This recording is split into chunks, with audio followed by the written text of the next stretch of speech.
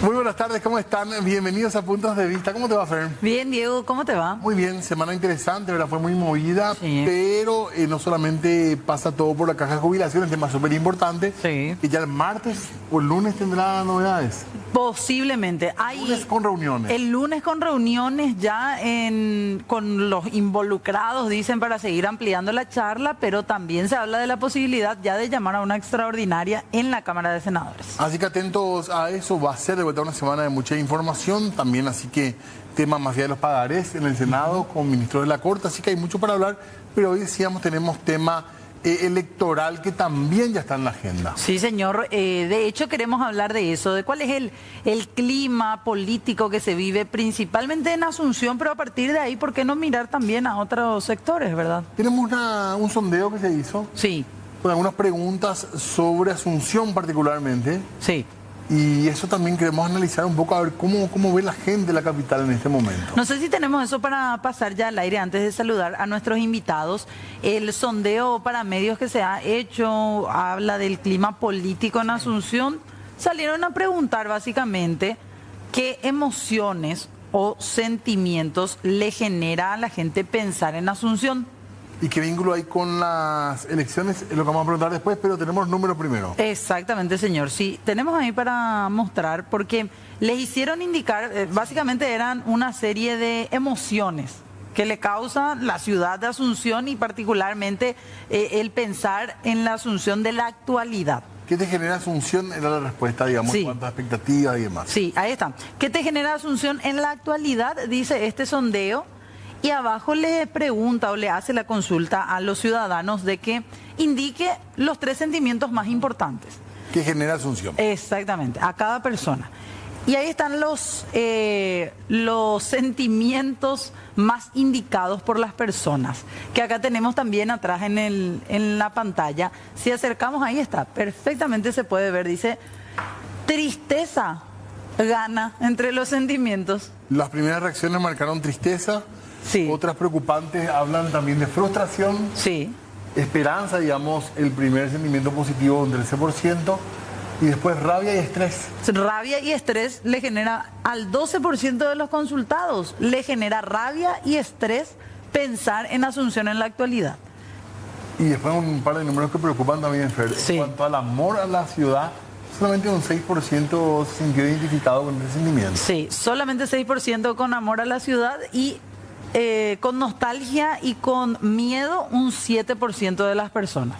Y después ya va disminuyendo. Orgullo, fíjate vos que solamente el 5% de las personas le genera orgullo la ciudad de Asunción en la actualidad. Felicidad, sí que menos 20 más, como se dice popularmente, 3% nada más la felicidad. Otro ya tiene un porcentaje todavía menor del 2%. Así que con estos números y también con otros temas, por supuesto, arrancamos nuestra charla para hablar de esto, de Asunción y las expectativas también que generan estas próximas elecciones que todavía tienen pasos internos Sí. en los partidos y movimientos. Exactamente, por eso ya queremos saludar a nuestros invitados. Está con nosotros, por un lado, el senador Eduardo Nakayama. ¿Cómo le va, senador? Bienvenido. Muy buenas tardes, Fernanda, Diego, también para Marcelo. Gracias, Toda la senador. teleaudiencia. Gracias. También está con nosotros el analista político, el doctor Marcelo Lachi. ¿Cómo le va, doctor? Bienvenido. Bien, buenas tardes a ustedes, al senador y a la audiencia. Muchas gracias por acompañarnos en la jornada. Marcelo, ¿te genera algo estas reacciones y se puede darle una lectura política a esa encuesta? Le puedo dar una lectura de varios tipos. Una es que siempre en esta encuesta, en otra pregunta, se le pide a la gente cuáles son los problemas principales. Y todo te señala, como en toda la encuesta, de hecho, es un mantra del paraguayo y del azuceno. Primero la corrupción, segundo la criminalidad. Sí. ¿Okay? Pero pues se ve en esta, que es mucho más interesante, esos sentimientos, me gusta mucho. El miedo tiene solo el 7%. Sí. Y la rabia tenía el 10%, que son los dos sentimientos que producen el crimen, la criminalidad y la corrupción. Sí. En cambio, ¿qué eran los primeros dos? No sé si se puede mostrar otra vez. Podemos volver a poner tristeza y frustración. Y frustración, que te demuestra que en el verdadero sentimiento profundo del azuceno está el hecho que son, por lo menos una década, que tiene una administración que no satisface, que ve la ciudad que no va adelante. Nosotros vimos, y es una cosa que se tiende a olvidar, Asunción, y también yo soy asunceno porque son 28 años vivo aquí, que en el último 20 años, por ejemplo, pasó de 10 diputados a 7, probablemente la próxima elección a 6. ¿Por qué? Porque la gente se escapa. Gran parte de la clase medio-baja, para construir su casa, se tuvo que ir a Luque, a Fernando, a San Lorenzo, a Villa Elisa, cada vez más lejos. Sí. Entonces la ciudad se vació. Hoy tenemos más o menos 460.000 habitantes, cuando en proporción al crecimiento de Paraguay deberían ser más de 600.000. Entonces tenemos una ciudad que se vacía, que pierde importancia, donde la gente, claro que siente tristeza, porque ve cómo morirse, marchitarse. En esas condiciones hay que empezar a razonar de lo que podrá ser esta campaña electoral, en las candidaturas que surjan, cómo pueden colocarse en ese ámbito. Entonces, una ciudad que yo creo que sí lo agarra bien esos dos sentimientos, o sea, es triste, una ciudad que no ve un futuro y donde la gente tiende a escaparse, a buscar un futuro mejor afuera, ni en otro país, por lo menos detrás de Calle A las Última. afueras de Calle Última. Porque aquí es difícil comprarse una casa, si es una familia joven, es difícil, el trabajo es caro más que otra cosa. No es una capital del cual ser muy orgulloso en ese momento. Qué fuerte realmente eso, Sí. ¿verdad? Y después quería hablar un poco del tema también de la alternancia que se dio en Asunción, porque muchas veces nosotros hablamos mucho de alternancia como una muestra de un buen ejercicio democrático que puede ayudar a desarrollarse en los lugares. Y en Asunción me encantaría preguntarle a Marcelo después cómo ve ese tema, pero también tenemos la misma pregunta para el senador con respecto a esta reacción que se da con la encuesta. Bueno, básicamente creo que Marcelo ha pintado a cuerpo entero lo que tenemos en Asunción, una ciudad hostil, una ciudad que expulsa a los asuncenos, una ciudad que carece de un sistema de transporte público medianamente decente. Claro. Y yo les aseguro que el tema de la calidad de vida juega un papel fundamental, porque imagínense ustedes que gente que vive, por ejemplo, en J. Augusto Saldívar, o incluso un poco más allá, como en Itá y demás, algunos tienen que levantarse a las 3 de la mañana para poder llegar a Asunción. Y eso se debe a un sistema de transporte público metropolitano o ausente o absolutamente deficiente. Sin hablar de la infraestructura y demás, porque Asunción es una de las ciudades donde menos el gobierno central invierte. De las últimas obras que nosotros podemos recordar, tenemos la Costanera, ¿verdad?, que se inició en la época de Fernando Lugo, que se terminó recientemente la parte sur, la Costanera Sur, en el gobierno anterior de Mario Abdo Benítez. Tenemos el famoso superviaducto que se hizo en Aviadores del Chaco y Madame Lynch, pero posteriormente prácticamente están ausentes las obras de infraestructura por parte del gobierno central. La famosa ley de capitalidad no existe, no se aplica, y nosotros tenemos una ciudad que realmente recibe una gran cantidad de visitantes todos los días y por lo tanto no tiene la capacidad de reacción, de atender bien, porque yo siempre digo, Asunción no es solo de los asuncenos. Por la Constitución Nacional es la capital de la República y de todos los paraguayos. Y entonces existe una obligación adicional de esta ciudad de acoger a todos los paraguayos de la República, y lo tiene que hacer de una forma un poco más digna. Históricamente ese papel lo cumplía San Lorenzo. San Lorenzo siempre fue la puerta de entrada de la ciudad de Asunción. Por eso se incluyó dentro del famoso Plan Z, posteriormente el proyecto del Metrobús, el acceso desde San Lorenzo hasta el puerto de Asunción. Fíjense ustedes que tenemos obras totalmente inconexas, como el tema de los nuevos ministerios, porque eso quedó colgado sin estacionamiento, sin alimentación de gente. Metrobús. Sin Metrobús, y crea un caos tremendo, que es lo que a la gente le hace decidirse por quedarse en otras ciudades, ¿verdad? Porque claro, ¿qué va a estar pasando 4 horas viniendo hasta Asunción, ¿verdad? Entonces la gente dice, no, prefiero irme a Luque, armar allí mi negocio, etcétera. Mi vida entera, ¿verdad? Ver los colegios y demás. Y bueno, yo no digo que eso esté mal, yo creo que es una consecuencia natural del crecimiento de la mancha urbana que se tiene en casi todas las ciudades. Pero a diferencia de lo que ocurre, por ejemplo, en las principales capitales europeas que crecen en torno a una estación central de trenes, ¿verdad? Ahí el centro de todo es el tren, ¿verdad? La estación de tren, vos te vas y a partir de allí podés ir caminando a cualquier parte. Nosotros acá eso no tenemos. ¿Cómo te vas del centro al nuevo centro financiero, que es la zona de Santa Teresa, o a la zona de Villamorra, que conforman un triángulo, ¿verdad? Sí. Ni hablar de lo que es la zona sur, que ahora está conectada con la costanera, pero que no carece de transporte público. Si vas a irte con una línea, te vas por General Santos, Perón, para llegar hasta Itán Ramada. Lo mismo tenemos hacia el norte con la Traschaco, ¿verdad? Donde, o sea, hay demasiados problemas estructurales y creo que ese sondeo refleja muy bien lo que la gente siente, ¿verdad? Mucha frustración, ¿verdad? Siente mucha frustración, hasta diría rabia, ¿verdad? Impotencia. Y por último, ¿verdad? La Municipalidad de Asunción se tiene que amigar con los procesos digitales. Nosotros tenemos que facilitar la vida del ciudadano. Es inconcebible que hasta hoy día trámites sumamente sencillos se tengan que hacer sola y exclusivamente en la municipalidad, que obliguemos al contribuyente a ir hasta el palacete municipal a hacer ese trámite, sí. O reformas sencillas de una casa, no hablo de edificios de 2, 3, 4 plantas, ni mucho menos aquellos edificios grandes, pero reformas mínimas que uno hace en una casa, te tardan meses y no años para una aprobación municipal, cuando eso debería hacerse online, con una declaración jurada, con un plano firmado por algún arquitecto y por cuenta y responsabilidad del propietario, ¿verdad? O sea, nosotros estamos lejos de tener también una administración municipal más amigable, y creo que todos los que aspiren al trono municipal tienen que meterse en la cabeza que la facilitación de estos trámites burocráticos o la eliminación de muchos de ellos es fundamental. Y el fracaso de las administraciones municipales, digamos, porque eso también, incluso con muchos políticos terminados, con carreras políticas, podemos decir Asunción también. A mi punto de vista, Asunción es una ciudad ingobernable, porque estructuralmente ingobernable. Y sirve un esfuerzo bastante importante. Y creo que mínimo sirva en 10 años.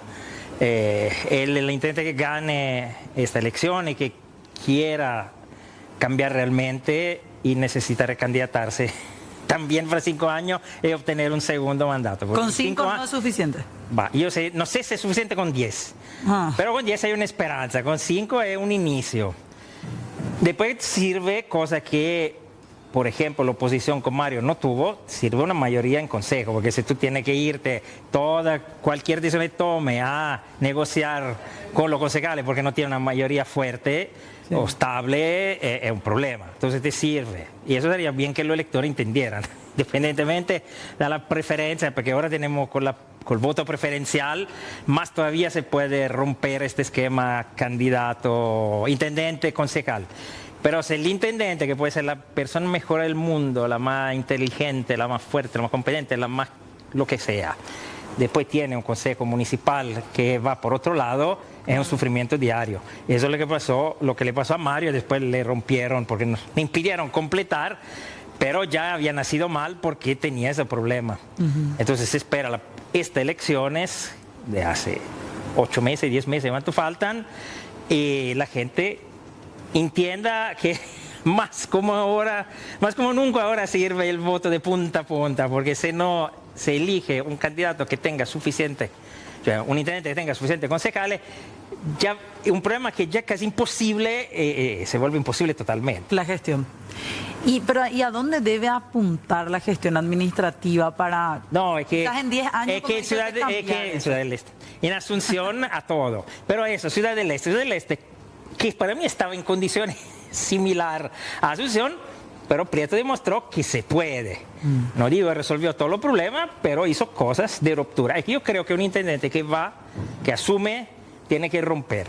La primera cosa tiene que romper. Y romper no significa, voy a despedir 3.000 funcionarios. No, eso no es romper. Romper es romper formas de trabajo tradicionales, encangrenita nella struttura, algo que siempre funciona así. Yo hago siempre un ejemplo de lo que hizo Prieto, no digo que se pueda replicar aquí, pero que para mí te demuestra cómo es una política de ruptura. En Ciudad del Este, cuando él llega, sus primeras elecciones, tenían un problema con los zorros, con la policía municipal. ¿Qué hizo él? Sí. Todo lo que podía despedir, lo despidió. Lo que no podía despedir, lo puso en otra oficina pública. Puso cero, hizo un concurso, puso 50 nuevos policías y empezó de cero. Y los problemas que existían antes desaparecieron de golpe. No digo que se pueda hacer siempre lo mismo. Te digo que pero esa es una política de ruptura. Esa es romper con esquemas tradicionales. Para eso te sirve una mayoría en consejo, para eso te sirve la voluntad política de hacerlo, tener las dos cosas y bien, entonces se puede empezar a cambiar.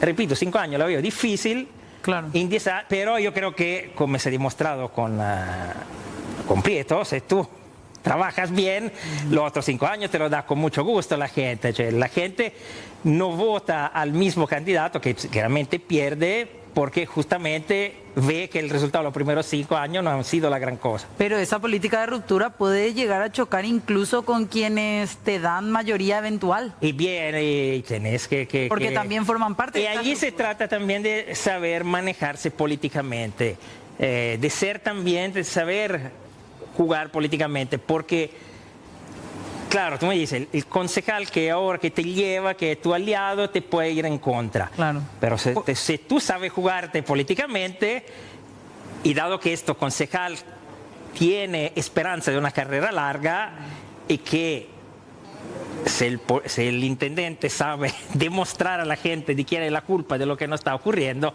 y lo va a pensar 20 veces antes de ponerse. Un intendente con una línea política clara, con un objetivo claro, con una visión clara y con los músculos para hacerlo, va a someter los concejales. Hasta puede someter a alguno de la oposición, de la sua oposición, claro, no de la oposición en general. Senador, ¿y usted está de acuerdo con esta política de ruptura? Es que ¿por dónde pueden? Es el único camino que hay, ¿verdad? De hecho, decía Albert Einstein que no existe peor necio que aquel que espera un resultado diferente haciendo siempre lo mismo. O sea, eso es lógico. O sea, si vos vas a entrar para continuar lo que se está haciendo, ¿para qué te vas a postular? O al menos, ¿para qué te vas a postular como si vas a hacer el cambio? ¿Verdad? Entonces, andá y decís que vas a hacer exactamente lo mismo que hace el resto y terminó. Pero si vos prometés hacer un cambio, la ruptura está intrínseca en tu propuesta electoral. ¿Y en Asunción, ¿verdad?, qué se tiene que romper? En Asunción se tienen que romper. Primero, ¿verdad? Lo primero que se tiene que hacer es asincerar las cuentas. Yo ya cuando fui candidato en el 2021 me preguntaban a mí cuál es el principal problema de Asunción y yo le decía la parte financiera. Pero es lo que menos vende. Y hoy está más que vos claro. Electoralmente salía a decir, no, pero ¿por qué hubo la intervención? Por problemas financieros, claro, por el desvío de bonos. O sea, y eso nosotros denunciamos en la campaña política. Dijimos, se emitieron bonos para mejorar el mirador de Itapunta y no se hizo absolutamente nada. Hasta ahora no. Hasta ahora, ¿verdad? Entonces, ese es un fraude a los bonistas, porque si el bono vos emitiste para hacer determinada cosa y no hiciste, es la misma cosa que, Diego, vos inviertas en mi empresa y después me venía a preguntar y yo te diga, no, yo pagué todo personal con eso. Vos claro, puedes decir, pucha, pero Eduardo, vos me dijiste que con esto iba a construir un estadio, con esto vos me dijiste que iba a hacer tal otra cosa, un hotel. Sin embargo, vos agarraste y me decís que pagaste todo esto. Bueno, entonces yo me puedo ir preso, ¿verdad? Lamentablemente, la justicia paraguaya y el Ministerio Público, que debería ser el defensor de la sociedad, no actúan consecuentemente. Imagínense ustedes que el tema de los detergentes de oro que ocurrió hace cuánto, hace 7 años, la pandemia. Hace 6. Hasta ahora no se tiene resolución. Y la justicia que llega tarde no es justicia.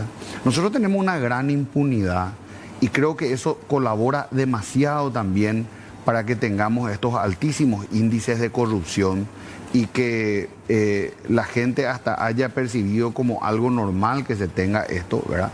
Pero nosotros tenemos necesariamente que primero arreglar las finanzas. Entre arreglar las finanzas también está el tema de los entes públicos. Ustedes recordarán que hace pocos meses la ANDE le cortó la luz a la ESAP. Sí. Y vos decís, esperamos un rato, pero ¿cómo le va a cortar la luz? No se hablan, son dos empresas públicas, ¿cómo es posible La que gente esto sin ocurra? agua, ¿Verdad? porque- Bueno, Una entonces eso mismo ocurre con el IPS, cuyo principal deudor es el Estado paraguayo.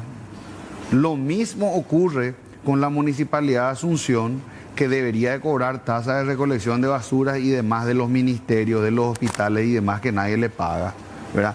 Pero como son muchas veces el mismo signo político, no se animan a dar ese paso siguiente, ¿verdad? Hoy leí, por ejemplo, que la ANNP entabló una demanda contra la Municipalidad de Asunción por el tema de unas 21 hectáreas hacia el puerto, ¿verdad? Entonces, es raro que ocurra eso, pero nosotros tenemos que normalizar, porque los asuncenos tienen todo el derecho de que su administración haga defender y valer los derechos que tienen los asuncenos, ¿verdad? ¿Por qué nosotros tenemos que dejar de cobrarle a la ESAP o a la ANDE o a quien fuese lo que tienen que pagar en concepto de tributos y demás? Y sin embargo, a cualquier vecino que debe su impuesto municipal se le amenaza que se le va a demandar, ¿verdad? Con respecto a lo que mostrábamos primero y también lo que se viene con las elecciones, creo que en el 21 hubo casi 60% de participación en las elecciones, 5% pero fue la ventaja que tuvo finalmente Rodríguez para ganar de senador. Hay un temor que esa falta de entusiasmo, que también creo que preocupa a nivel ciudadano, ¿verdad? Que el ciudadano no esté contento en su ciudad, se puede ver reflejada en una baja participación también, en falta de entusiasmo a la hora de ir a votar, por ejemplo. Vamos a ver. El sistema político paraguayo es sustancialmente, en su gran mayoría, clientelar. Entonces, realmente la gente no participa porque no ha recibido lo que cree merecerse. Ahora, no todas las elecciones son estructuralmente clientelares, porque a veces hay candidaturas de esperanza. No Esperanza Martínez, esperanza a un futuro mejor. Sí. Cuando hay candidatura de esperanza, entonces allí todos los juegos, ¿cómo se dice?, cambian. Y puede haber mucha participación, o no puede ocurrir como ha ocurrido en Ciudad del Este. Volvemos a Ciudad del Este con estas elecciones, donde la participación ha sido baja, porque no llegó al 50%. Pero ha sido baja porque mitad de los electores colorados se quedaron en casa, mientras todos los electores prietos se fueron a votar. ¿Y por qué se quedaron en casa? Los colorados no eran atentos, la estructura clientelar falló, y puede haber varias de estas cosas. Seguramente no eran satisfechos de cómo los colorados habían manejado en la última década, antes de Prieto. Y por allí, por motivo de afectividad, de color, de identidad, no se la sentían de votar a Prieto, pero no eran ni tan interesados en votar En general, ¿verdad? en general Era para su candidato. partido, porque su partido no estaba cumpliendo con lo que tenía que cumplir, o no se portaba como se debería comportar. Entonces, cuando hablamos de participación, tenemos dos cuestiones. Uno, la participación juvenil es tendencialmente baja. También esta vez fue baja, no tan baja, menos de lo que yo mismo pensaba. Las últimas elecciones. Entonces, si hay un candidato que sabe movilizar los jóvenes, ya eso te va a cambiar los números. Claro. Y el segundo es eso. Tenemos candidatura de esperanza, tenemos solo candidatura de clientela. En función de eso, tenemos gente que está muy enfadada y que entonces clientela ha decidido que no irá a votar porque no quiere votar por su partido y no está tampoco tiene ganas de votar al otro. Sí. Todo eso se mezcla. Entonces es difícil saber ahora qué va a pasar. A pesar de todo eso, generalmente la participación, un 60-65%, deberíamos tenerla. Pero repito, hay mucha arista, y la última municipal de Ciudad del Este nos pusieron también eso, el tema de decir, no voy a votar porque mi partido no se lo merece, desde el punto de vista del Partido Colorado, porque puede ocurrir también por el Partido Liberal, Claro. La estructura es similar, solo son menos. A mí me llama la atención, en base a lo que decía también y consultaba a Diego para hacerle la consulta acá al senador, que el tercer sentimiento es la esperanza. O sea, está la tristeza en primer lugar con un 17% en el sondeo que mostrábamos, la frustración con un 16% y en tercer lugar esa esperanza. Y la esperanza es lo último que se pierde, dice. Bueno, yo pienso que Asunción, como ninguna otra ciudad en el Paraguay, ha tenido muchas alternancias, ¿verdad? Desde que volvió la democracia empezamos ya con gobiernos opositores, el caso de Filisola, el caso de Martín Burr, posteriormente volvió el Partido Colorado con Riera, luego Eva Nieves Gallegos mantuvo, digamos, la titularidad allí, posteriormente vino Arnaldo Samaniego, se postuló para la reelección y increíblemente lo que muchos pensaban que no podía darse, pues generalmente cuando uno va para la reelección parte como favorito. Y sin embargo Mario Ferreiro logró quebrar eso y ganar la intendencia, ¿verdad? Ahora, con Mario Ferreiro creo que nosotros tuvimos una gran ventaja como candidato, cosa que no tuvimos conmigo cuando yo fui candidato, que era el nivel de conocimiento que se tenía de Mario Ferreiro. Él tenía casi más de 30 años de televisión, radio, o sea, uno podía estar escuchando la radio sin mirar quién era y ya sabía que era Mario Ferreiro el que hablaba, ¿verdad? O sea, y por eso es que muchos partidos políticos, no solo en Paraguay, sino a nivel mundial, apelan a los outsiders o a figuras conocidas. Mediáticas. Porque ya no tienen que trabajar el conocimiento. Claro, en que se le conozca. Sí, nosotros trabajamos mucho, pero cuando yo empecé mi campaña en diciembre del 2020, noviembre, diciembre del 2020, el nivel de conocimiento, no hablo de preferencia de voto, sí, solamente le conozco o no le conozco a Nakayama, sí, era apenas del 15%. O sea, mi principal adversario no era ni siquiera Nenecho Rodríguez, era el nivel de desconocimiento que la gente tenía de mi candidatura y de mi figura, ¿verdad? Nosotros llegamos a octubre del 2021 con un nivel, y eso me dijo uno de mis asesores, Eduardo, yo te tengo que ser sincero, con este nivel de conocimiento que llegó al 65%, no es el mínimo recomendado, que es del 70% para un cargo ejecutivo. Vos podés candidatarte con mucho menos de nivel de conocimiento para un cargo legislativo, municipal, claro, departamental o nacional, claro, y podés ganar. Vos podés tener públicos nichos segmentados, hablar de los animales, hablar del medio ambiente, hablar de lo que fuese. Entrás. Pero porque necesitas solo una alícuota, ¿verdad? Pero en el caso de aspirar al ejecutivo, el 65% es insuficiente. Entonces, por hacer números redondos, de los 300.000 votantes que fueron ese domingo 10 de octubre, creo que fue, del 21, 100.000 se fueron sin saber quién era Nakayama. Y eso es gravísimo. Lo que pasa es que nadie agarraba tampoco el guante. Nadie agarraba el guante y nadie tampoco estaba en condiciones de... no era fácil construir desde la oposición después de cómo lo sacaron a Mario. Claro. Donde cualquiera era acusado. Nosotros recuerdo que nuestras campañas nos acusaban, pero ustedes, los opositores que tenían su asado de fin de semana, que esto, yo no tenía absolutamente nada que ver, ¿verdad? No era ni siquiera mi partido, pero te salpica la cuestión de alguna forma y se utiliza eso como un arma, ¿verdad? ¿Algo similar puede pasar ahora con el Partido Colorado? Puede pasar, ¿verdad? Pero ahí quiero hablar justamente de la fortaleza que tenemos ahora, principalmente con Soledad Núñez, ¿verdad? Porque Soledad ya es una persona que está presente en la política hace más de 10 años, ¿verdad? Entró, creo que al gabinete como ministra en el 2013 o 2014, no recuerdo, pero tiene una militancia no solo política, en el electorado, sino que antes ya estaba en la militancia de organismos no gubernamentales, como el caso de Un Techo para Mi País. Sí. Entonces, eso facilita demasiado que nosotros construyamos sobre una figura conocida, ¿verdad? Okay. Entonces, yo creo que, y ese es el primer tema, Fernanda. Lo segundo, y con esto dejo, ¿verdad? Es que, a diferencia de lo que pasó en el 21, en un proceso segmentado, atomizado, donde se presentaron 22 listas de concejales por la oposición. Nosotros hemos, y 4 o 5 candidatos para intendente por la oposición. Ahora nosotros hemos logrado, gracias a que hemos aprendido al menos en parte de los errores del pasado, a sentarnos con mucho tiempo de anticipación, a construir justamente una unidad que se llama Unidos por Asunción, una alianza que se escribió con el tiempo necesario y demás, que ahora justamente el 21 de febrero se dirime Sí. para poder saber quién va a ser nuestra candidata. Y a partir de allí yo creo que eso puede facilitar y mucho a que se dé la alternancia No, pero nuevamente. te preguntaba brevemente, ¿ya es conocida Soledad, te parece? Sí, A ese nivel. absoluto. No, fue candidata a vicepresidente. O sea, ella tiene un amplio conocimiento por parte de la ciudadanía. Les pedimos un momentito, tenemos que hacer una pausa porque estamos apremiados de tiempo y a la vuelta continuamos hablando de este tema. Ya volvemos.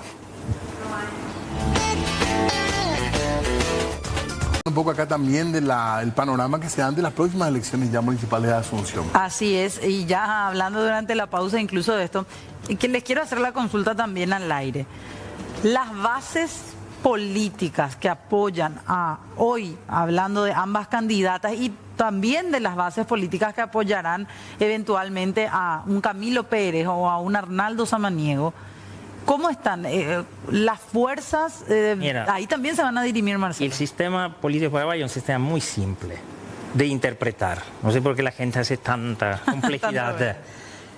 Tenemos un partido que es hegemónico, que es el Partido Colorado. Hegemónico significa que tendencialmente gana, excepto en el territorio donde es hegemónico el Partido Liberal, que pero son mucho menores.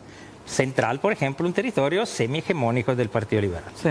Entonces, Meta Asunción, en los años, demostrado ser un territorio donde el Partido Colorado es bastante hegemónico. Entonces, tú tienes que reducir la distancia.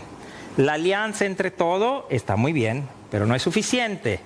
Porque se ha demostrado también que cuando el candidato es un político clásico, no puede competir con el Partido Colorado. La única forma es conseguir a alguien que no sea algo clásico, sea algo de ruptura y sobre todo sea algo de esperanza. Porque si el sistema político es tendencialmente clientelar, en cuanto la gente tiene problemas, el 70% de la población tiene de alguna forma problemas, que más que menos, Claro. y necesita un político que le resuelva, o para encontrar trabajo, o para encontrar beca para su hijo, o para encontrar el cajón por el muerto de la familia, o para entrar en IPS, o por cualquier cosa. Necesita un político, porque el Estado no le completa. Claro. Tiende a votar el político que le da respuesta. Pero cuando llega el candidato de esperanza, que significa que la esperanza es global, no es me resuelve un problema, el candidato de esperanza me resolverá todos los problemas, es una fantasía, pero la gente vive también de fantasía. Y va a Entonces votar- cuando tú tienes un candidato de esperanza, como fue Mario, el senador decía, Mario era conocido, sí, pero no es suficiente. Mario en todos los sectores más pobres de la ciudad de Asunción ganó 2-1. Y en la clase media, donde en teoría tenía que ganar, tipo era socio del Centenario, empató con Samaniego. Él ganó donde era más fuerte el voto colorado. Infatti como concejalía se vio la diferencia. ¿Por qué? Porque la gente le tenía alta esperanza. Entonces, si tú interceptas un candidato de alta esperanza, y yo creo que la oposición tiene para eso Soledad Núñez, que me parece que tenga esa imagen, entonces allí, no digo la victoria asegurada, pero hay amplio espacio. Le ocurrió a Mario, le ocurrió a Prieto, le ocurrió a Id en Encarnación, Sí. le ocurrió a Lugo. Cuando hay esperanza, cuando hay sueño, cuando hay ilusiones, caramba, eso me va a resolver Va a cambiar todo. los problemas del mundo. Y cuidado, no es anche una cuestión de gestión. Porque la gente, el elector base, no tiene ni una formación política para evaluar la gestión. Él quiere, va a instinto. Resultados. Dice, no, ni resultado. Quiere esperanza. Y dice, ¿Qué creen? te veo, vi que hiciste, escucho lo que dijiste, creo en ti, te voy a votar. Ah. Y senador, y yendo un poco a esa pregunta también, porque se nos acaba el tiempo, le quería consultar. ¿Las bases que hoy trabajan por Giovanna no pueden llegar a generar ese apoyo también de algunos sectores Pero por en supuesto, Asunción? pero la idea justamente de esta encuesta es que nosotros unifiquemos toda la fuerza que tenemos.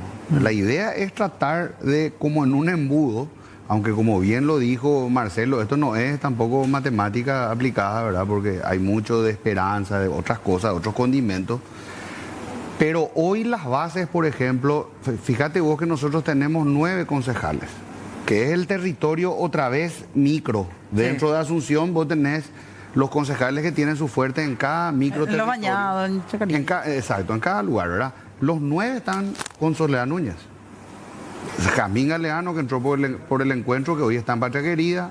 Los otros 3 que están por Patria Querida, ¿verdad? Que sean Pablo Gallizo, Paulina Serrano y Álvaro Grau. Y los 5 del PLRA, Fiorella Forestieri, Félix, todos ellos están ahora. ¿Y el factor Wagner? Es que el factor Wagner, que es territorio y que es bañado, es fundamental para hacer esa diferencia en el territorio. Yo no tuve ese voto, ¿verdad? Que es lo que hablábamos justamente en el corte, ¿verdad? Nosotros lamentablemente no tuvimos ese voto y eso nos golpeó mucho, ¿verdad? En cambio, ahora aparentemente existe esa posibilidad y ojalá sea así. Yo he aprendido algo, me lo enseñó Francisco Capli, imagínate vos, ¿verdad? Yo estaba muy enojado con él después de las elecciones del 2018. ¿Se acuerdan ustedes las famosas encuestruchas que le ponía a Mario Abdo Benítez 30 puntos, 20 puntos adelante de Efraín, que terminó siendo 3%? Bueno, sí. A mí me hicieron algo similar, pero hablemos del 2018. Me acuerdo que fui a un casamiento en Villarrica, me encuentro con él, y yo no le podía mirar a Francisco Capli de la rabia que tenía, ¿verdad? Y después, cuando empezó el baile en el casamiento, se me acercó y me dijo, Eduardo, ¿por qué luego estás tan enojado? Yo le dije, vos tenés el tupé de preguntar a mí porque yo estoy enojado. Después de todo lo que hiciste, se rió, se cagó de risa en mi cara. Me dijo, te voy a decir una cosa, Eduardo, te voy a dar un consejo. En política está bien que te enojes, pero no te vayas a enojar mucho tiempo. Sabias palabras. Hoy, el que es tu aliado, mañana puede ser tu adversario político. Y viceversa. Y el que ha sido tu adversario político puede ser tu aliado pasado mañana. Eso pasó con Joana. Joana fue mi adversaria política. Y no hay para la intendencia del 2021 y terminamos haciendo campaña juntos para el 2023 para el Senado y ella para la Diputación. Y ahora nuevamente se cruzan los caminos y nosotros estamos con Soledad Núñez. Gracias. Vamos a ver finalmente qué es lo que ocurre en semanas más también con esta encuesta, lo que tiene que ver con las internas también del lado colorado, que eso es harina de otro costal, ¿verdad? Está poniendo más interesante además, sí, me parece. Totalmente. Les agradecemos a ambos por estar con nosotros. Muchas gracias. Gracias, Marcelo. Gracias, senador. Gracias, doctor Marcelo. Saludo a la audiencia. Gracias. Pausa. Volvemos enseguida. Muy bien, Fer, parte final de la semana. Sí, se pasó volando este último programa de la semana. Así mismo. Y para usted la semana pasó rapidísimo. Rapidísimo. Pero no será todo el año así. Bueno, vamos cerrando, pero quédense en la señal de C9N porque ya enseguidita se vienen los compañeros de CUAPE. Así mismo, pero ustedes saben, 2026, modo mundial. Estamos en modo mundial recordando mundiales y momentos históricos de los años anteriores.